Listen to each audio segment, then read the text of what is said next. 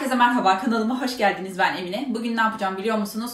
En çok gelen problemle ilgili bir video çekmek istedim. Çünkü bu ocak için veyahut da fayanslarınıza veyahut da mermer için çok fazla yazan var. Ocağıma yağ çözücü sıktım, yanık yanık izler oluştu.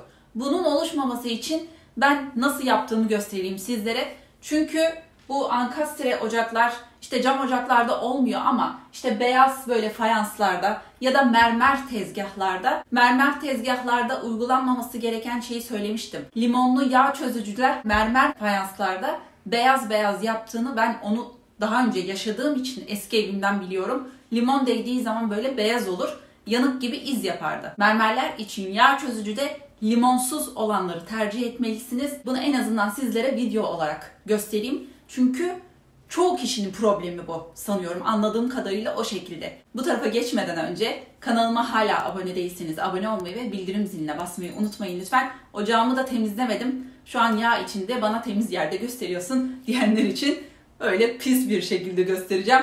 Başlayalım şimdi. Gördüğünüz gibi ocağım çok temiz. Yani sadece bir günlük işte yemek yapmanın ardından kalan tuzlar ve vesaireler. Sanki mübarek tencerenin içine değil, ocağa ben yemeği yapmışım. Şunları alacağım. Bunları zaten daha önce göstermiştim. Ben sadece şu an ocakta o iz olmaması için gösteriyorum. Bu arada ocak gözlerimi soranlar için bakın göstereyim. Ben bunları temizlemiyorum. Üstleri yağ tutmuyor. Bir kere boyadım, sizlerle boyadım. Bir daha da boyanın B'sini görmedi şunlar. Bakın hala tertemizdir. Ocak gözleri için aynı şeyi söyleyemeyeceğim. Mesela matlık yapıyor. Onu daha önce de söylemiştim. Böyle mat mat oluyor. Mat boya olduğu için üstünde yaptıkça mat şekilde. Bunu da daha önce göstermiştim. Ocak üstleri böyle ama şunlar bakın hala yeni gibi. Vallahi hiç temizlemiyorum bunları. Siyah bir şey olduğu zaman sadece ısıtıyorum. Üzerinden yağ çözücüyü sıkıyorum ve hemen akıyor. Ocak gözü almanıza gerek yok. Sadece benim boyadığım boyadan alın. O boya hala dolu. Dediğim gibi bir kere boyadım. Bakın. Şimdi diyelim ki ocak bu şekilde. Anladığım kadarıyla şu an mantık yürütmeye çalışıyorum sizin yaptığınız şekilde. Herhangi bir yağ çözücü ocağınıza uyguluyorsunuz. Bu aynı şekilde diğer yerler için de geçerli. Fayans, lavabo. Lavaboda da mesela onu yazanlar var. Lavaboma sıktım, yanık yanık iz oldu. O yanık yanık iz olmasının sebebi ne biliyor musunuz? Diyelim ki şimdi bu köpük tarafı var bunların. Bunları açıyorsunuz, sprey oluyor şuralar. Ben mesela köpükle yaptığım zaman sıkıyorsunuz. Yağları yumuşatacaksınız ya. Yağları yumuşatmak için ocağın üstüne yağ çözücüyü sıkıyorsunuz. Şimdi sizin yaptığınızı söylüyorum. Böyle bunu sıktınız. O yanık yanık izler şimdi nasıl biliyor musunuz? Nasıl oluyor? Bakın şurada çok var yağ çözücü. Burada da çok var. Bunlar ne yapıyor? Bu nokta nokta olan kısımlara hiçbir şey olmuyor. Şu kısımlar böyle bekletiyorsunuz ya yumuşasın diye. Bunlar burada içindeki o kimyasalların şu kısımlarda çok fazla renk açılmasına sebep oluyor. Ne yapıyor? Sizin ankastre ocağınızı yakıyor. Şimdi çok konuşmadan yapmam gerekiyor çünkü ben bunu böyle bırakmıyorum. Bunu diyelim ki yağ çözücüyü sıktınız. Yumuşatmak istiyorsunuz. Her tarafına eşit şekilde yağ çözücüyü yaydırın.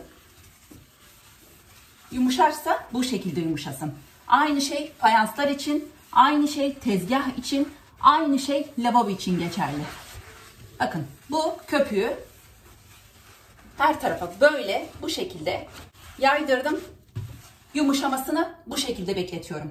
Bu şekilde olduğu zaman yanık yanık iz olmadan ocağın temizlenmesini sağlarsınız. Böyle yumuşasın yağlar. Hani her tarafına sürün. Süngerin dış kısmıyla, yeşil kısmıyla ya da işte sarı kısmıyla yapın. O öyle beklesin. Fayanslara da mesela bakın. Buralara da olan yağ çözücüyü yaydırıyorum. Bu şekilde olduğu zaman yanık yanık iz olmadan yağ çözücü etki eder. Fayanslara onu da mesela, şimdi benimkiler siyah, burada tabii hiçbir şey olmaz. Fayanslara sıktınız, böyle sıkıyorsunuz, o yağ çözücünün böyle aşağı doğru gitmesini bekliyorsunuz ya kendince. Bunu yaydırın. Açık renklerden bahsediyorum ve diğer böyle hani kahve işte iz yapabileceklerden bahsediyorum. Benim dediğim gibi şu an siyah. Böyle bunu yaptık. Bekletmeniz gerektiği kadar bu şekilde yaydırarak bekletin ki hiçbir yerde yanık yanık iz olmasın. Lavabo için de aynı şey. Bakın lavaboyu da göstereyim. Buraya mesela hani yağ çözücü sıkanlar da varmış. Ben normalde yağ çözücü lavaboya sıkmam. Çamaşır suyuyla yaparım ya da Arap sabunuyla falan yaparım. Şimdi yağ çözücüyle göstereceğim. Çünkü yağ çözücüyle yapıp da iz olduğunu söyleyenler var. Bunlar ne oluyor? Evyeler böyle bir şey sıktığınız zaman buralarda mesela böyle sıktınız. Buraların yine aynı şekilde yanmasını sağlıyor. Mesela buralara porçöz yapanlar var. Porçöz direkt olarak bu metal şeyleri yakar. O yüzden bunlara porçöz yapmayın. Buraya sıktığınız yağ çözücüyü yine aynı şekilde bunu böyle yağ çözücüyle yapanlar için gösteriyorum. İşte başka bir şey uygulayan için de şu şekilde yaydırıp bütün köpük her tarafa eşit yayılacak şekilde. Aynı şey musluklar için. Musluklara mesela, şimdi süngeri de yıkayamayacağım burada. Başka sünger alayım bir dakika. Bunu böyle bekletiyorsunuz ya. Buraya mesela porçöz sıkıp musluğunun yandığını söyleyenler var. Yağ çözücü yapıp şu musluğunun yandığını söyleyenler var. Bunu şöyle, şimdi bu yeni bir sünger ıslatamadık. Yağ çözücüyü ya da neyi yapıyorsanız buraya yakmaması için bunu bu şekilde sürün. Yani ben buraları yağ çözücüyle temizlemiyorum ama temizleyenler için göstereyim. Bakın. Bekletmeniz gerektiği kadar bekletiyorsunuz bunları. Ondan sonra duruluyorsunuz. Bakın iz olmadan lavaboda leke leke böyle gökkuşağı rengi olmadan yapabilirsiniz. Bunlarda da aynı şekilde yanık izi olmadan yapabilirsiniz. Şurayı bir temizleyeyim.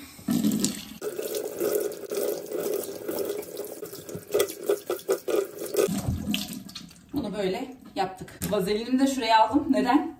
Çünkü o yanık yanık izleri ben daha önce de ocak için göstermiştim. Sanıyorum onu izlemeyenler var. Ocağa yanık yanık olanlar o yanık izini nasıl geçirebilir? Fayanslar için de geçerli. Bu evye için de geçerli. Onu yapmanız gerekiyor. Vazelinin parlatma etkisi, vazelinin aynı şekilde paslanmayı giderme etkisi, vazelinin aynı şekilde çiziklere falan yönelik şeylerde onları zamanla almasını sağlıyor. Bunları çok fazla bahsetmiştim. Şimdi şuraya gelelim ocağa. Bakın mesela o şekilde sürdürdünüz. Nasıl? Her tarafında köpükler aynı anda gitti. Çizgi çizgi beklettiğiniz zaman buraları dediğim gibi yakıyor. Şunları da mesela normal işte bezle üzerinden aldırdığınız zaman da o köpüklerin yine aynı şekilde hiçbir şey yapmadığını görürsünüz. Şununla fazlalığı aldıracağım. Bu sünger bez. Bu da o yağları falan çıkartıyor. Daha sonra normal bezle sileceğim ve o yanık yanık izler için göstereceğim. Ne kadar yağlar vardı. Yağ çözücüyü sıktınız, süngerle yaydırdınız. O şekilde zaten etkisi daha çok oluyor. Böyle gördüğünüz gibi arkasından sildiniz. Yağların hemen çıktığını görürsünüz. Fayanslar da aynı şekilde. Oradaki yağlar da mesela öyle bekletince hemen çıkıyor. Sonra duru bezle dediğim gibi silebilirsiniz. Arkasından da kurulamanız gerekiyor mu? Evet. Gökkuşağı renklerinin olmaması için ocağınızı muhakkak havlu peçeteyle kurulayın.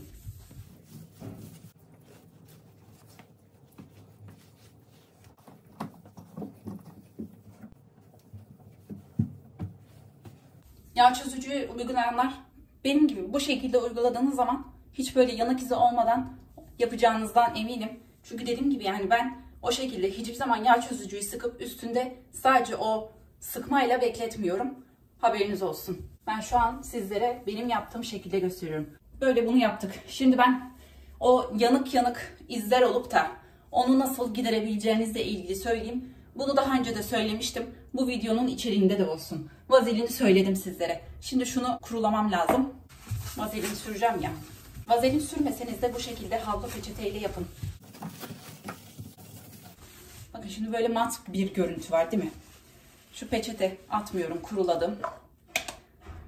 Vazeline. Herhangi bir vazelin olur. Şunu böyle yaptım. Ocağın her yerine sürüyorum.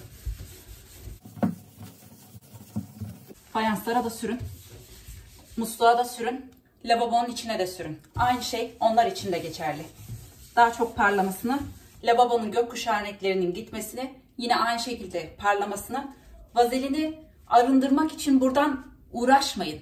O orada kalsın. Mesela bunu ben ne yapıyorum biliyor musunuz? nemli bezle alıyorum, tekrar üstünden kuruluyorum. O vazelin bunun üstünde hani fazlasıyla çok böyle arındırmaya çalışmayın. Gerekirse böyle bulanık bir görüntü olsun. Ama sizin o ocağınızdaki o zararları anca o şekilde giderir. Yani tamamen silmeyin. Ya da böyle vazelini sürüp bekletin. Ne kadar bekletebiliyorsanız. O şekilde mesela yapın. Aynı şekilde davlumbaz için de geçerli bunlar. Yağ çözücüyü oraya sıkıp aynı böyle gökkuşağı renklerinin olmasını istemiyorsanız yağ çözücüyü sıktınız, süngerle yardırdınız. Sonra yine aynı şekilde üstünden bezle sildiniz. Yine vazelin sürün oraya. O gökkuşağı renklerinin fazlasıyla alır. Bunu bakın böyle sürdürdüm. Bu böyle yağlı yağlı.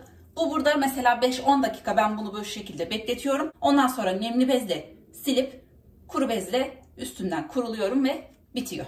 Ben şimdi video çekiyorum diye çok fazla beklemeyeceğim. Hemen arkasından vazelini şöyle sildiriyorum. Böyle yaptık. Şimdi kurulayacağım yine havlu peçeteyle. Ben aynı şekilde bunları ocak gözlerine de yapıyorum. Ocak demirlerine de yapıyorum. Haberiniz olsun. Oraları parlatmak istediğim zaman. Böyle yaptık. Parladığını görebilirsiniz. Dediğim gibi vazelinin fazlalığı burada kalsın. Böyle kaygan kaygan bir yapısı oluyor. Peçetenin fazlalıkları kalmış. Elinizin izi bile kalmıyor.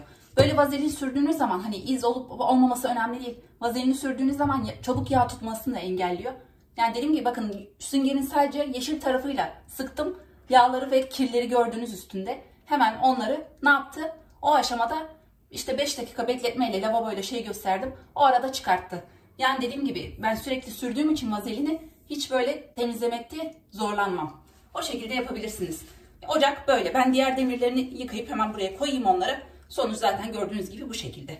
İnşallah faydası olur. İnşallah artık öyle ocaklarınızda yanık yanık lekeleri görmezsiniz. Valla ben sizin için elimden geldiği kadar yardımcı olmaya çalışıyorum. Böyle çok fazla gelen şikayetlere yönelik daha çok böyle içerikler üretmeye çalışıyorum. Onlara böyle daha kolaylık bulmaya çalışıyorum. Gerçekten elimden geldiği kadar sizlere inşallah yardımcı olacağım. Bugünlük benden bu kadar. Yeni gelenler kanalıma abone olmayı unutmazsanız beni çok mutlu edersiniz. Instagram'dan beni takip etmeyi unutmayın. Bir dahaki videolarımda görüşmek üzere. Kendinize çok iyi bakın. Hoşça kalın.